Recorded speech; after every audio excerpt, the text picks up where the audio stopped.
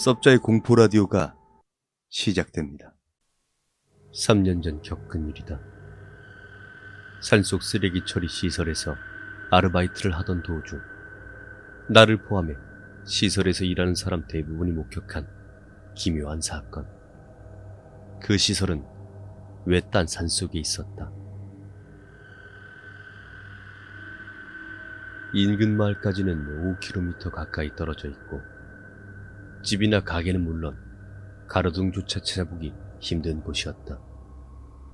다만 시설에서 100m 정도 떨어진 곳에 집이 한 채 있었다. 거기에는 80대 정도 된 할머니가 홀로 살고 있었다. 시설에 가려면 그 집 앞을 반드시 지나가기 때문에 시설 내에서 일하는 사람이라면 다들 한 번쯤은 할머니를 본 적이 있었다. 할머니 집 앞에는 도로를 끼고 건너편에는 밭이 있었기에 나도 종종 밭으로 향하는 할머니를 보곤 했다. 할머니는 허리가 굽고 걸음이 느려 도로를 건널 때도 천천히 다니셨다. 집과 밭을 자주 오가셨기에 시설에서도 그 집 앞을 지날 때는 운전에 각별히 유의하라는 지침이 따로 있었다. 매일은 아니어도 자주 오가다 할머니를 보곤 해서 동료나 시설 사람들에게 위험하다고 이야기를 한 적도 있었다. 하지만 묘하게도 다들 할머니가 길을 오가는 것은 봤어도 밭에서 일하는 할머니의 모습을 본 적은 없었다고 한다. 그 중에는 전혀 할머니를 본 적이 없다는 사람도 몇 명 있었다.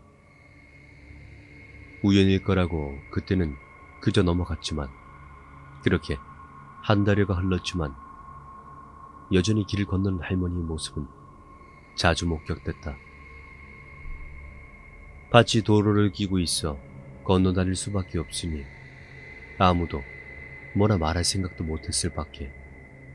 그리고 한 달 반쯤 지났을까? 출근하다 할머니 집 앞을 지났는데 경찰차와 앰뷸런스가 와 있길래 깜짝 놀랐다. 시설 사람 중 누가 사고라도 낸 게 아닌가 불안해하면서 출근을 했다. 시설에서도 다들 수군대고 있었지만 아무도 자세한 사정은 모르는 듯했다. 경찰도 딱히 시설에는 찾아오지 않았기에 별 정보도 없이 며칠이 지나갔다. 그날 이후 할머니의 모습을 본 사람은 없었다. 그리고 얼마 뒤 산기슭 마을에 사는 아르바이트 아줌마에게서 소식을 얻어들을 수 있었다. 그 집에서 백골이 된 할머니의 시신이 발견되었다는 것이다. 사후 2개월이 넘은 상태의 시신이 나를 포함해 그동안 시설 사람들이 목격한 길을 횡단하는 할머니는 도대체 무엇이었단 말인가? 종종 죽은 사람이 무언가를 전하고 싶어 나타난다는 이야기를 듣곤 한다.